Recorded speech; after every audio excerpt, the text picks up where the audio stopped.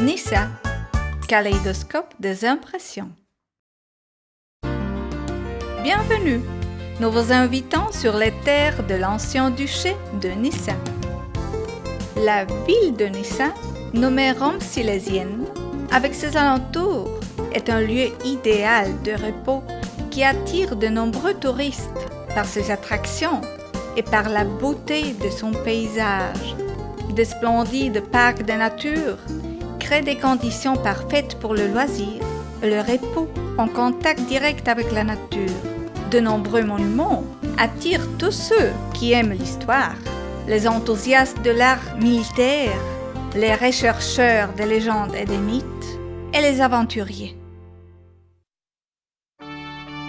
C'est justement ici, sur les terres de l'ancien duché de l'évêque de Nyssa, que nous avons la possibilité d'admirer un monument plein de majesté et de légèreté en même temps, l'église de Saint-Jacques et Sainte-Agnès, nommée par les habitants la cathédrale de Nyssa. Ce monument est célèbre surtout grâce à son toit, qui est le plus ardu de toutes les églises de l'Europe. L'intérieur de l'église est décoré par de sculptures splendides et de nombreux vitraux. Les 27 colonnes divisent la surface de cet édifice magnifique en formant deux bas-côtés. Jadis, une des personnes fortement impressionnées par l'intérieur extraordinaire de cette église, c'était le roi de la Pologne, Władysław IV Wasa. Aujourd'hui, ce sont des groupes de nombreux touristes de toute l'Europe qui viennent l'admirer. Tout près de la cathédrale, il y a une tour du clocher à 4 étages, impressionnante, pleine de mystères. À l'intérieur, on expose les œuvres de l'art sacral dans une collection nommée Le Trésor de Saint-Jacques.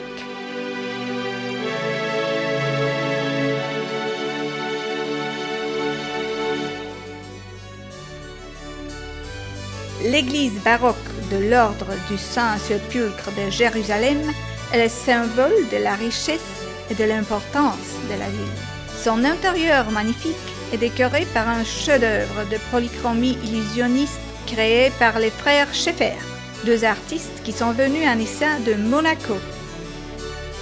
Le siècle d'or nous a laissé un beau monument de la Renaissance, la maison de poids de la ville. Le palais des évêques de Wrocław, dans le style baroque, est actuellement le siège du musée, où on peut admirer les œuvres des maîtres flamands, allemands et italiens.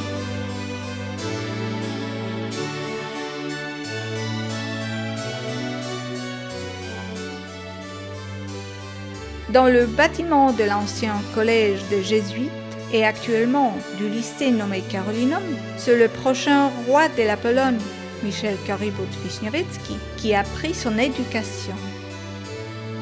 Une magnifique fontaine dans le style baroque, avec des sculptures du Triton et des dauphins sculptés en marbre de Silésie, ressemble à la fontaine célèbre de Giovanni Lorenzo Bernini, qui se trouve à Rome.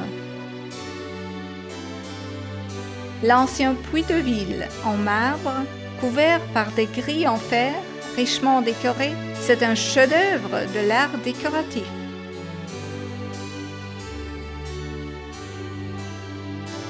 Tous ces monuments énumérés ne sont qu'une portion des attractions que le centre de la ville de Nyssa peut vous offrir.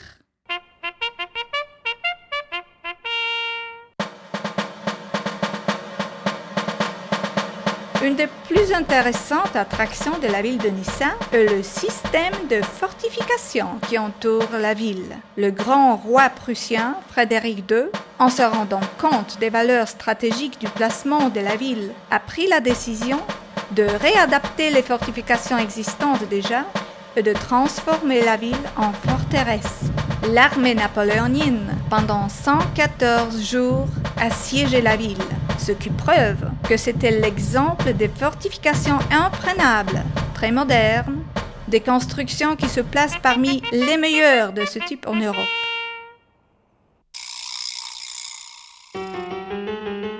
Pendant les siècles, beaucoup de personnages importants et intéressants se sont inscrits sur les pages de l'histoire de la ville de Nyssa. C'est ici que l'archiduc Charles d'Habsbourg et Charles Ferdinand s'amusaient et se reposaient. Dans la forteresse de Nissa, on a emprisonné le marquis de Lafayette, un des auteurs de la Déclaration des droits de l'homme et du citadin, ainsi que le prochain président de la République française, Charles de Gaulle. À Nissa a été né Conrad Bloch, un lauréat du prix Nobel dans le domaine de la médecine. C'est aussi à Nissa qu'un astronome excellent, celui qui a découvert les taches sur la surface du Soleil et qui était le constructeur du pantographe, Christoph Scheiner, vivait et développait ses talents. Quelqu'un qui s'arrête à Nissa doit absolument connaître aussi de très pittoresques alentours de cette ville. Une des attractions touristiques qu'il faut visiter dans cette région est une ville de Haute-Mouhouf. Cette ville est située auprès de l'ancien trajet commercial important. C'est pour ça qu'elle est devenue la première capitale de cette ère. L'église de Saint-Nicolas et Saint-François.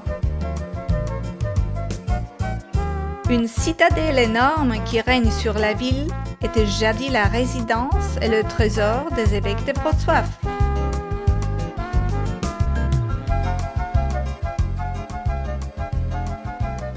L'hôtel de ville de Renaissance, avec un double cadran solaire, se situe parmi les plus beaux et les plus importants exemples de ce type de monument en Pologne.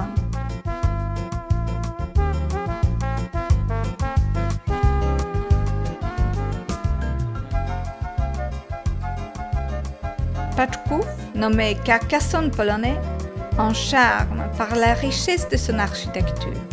L'édifice immense en pierre et en briques de l'église de Saint-Jean évangéliste cache à son intérieur des exemples magnifiques de sculptures gothiques et un puits nommé Tatar.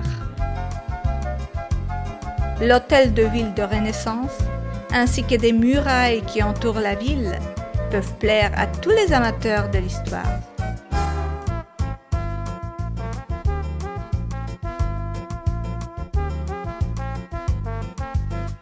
Ce qui mérite votre attention, c'est aussi une autre petite ville, Głuchołazy, qu'on appelle la perle de la terre de Opole. Un très beau parc, des sources thermales et les traces de la vie des anciens orpailleurs, dont le secret est gardé par le personnage de la légende qui s'appelait Liczyjepa, sont seulement l'exemple des attractions que ce lieu peut vous offrir.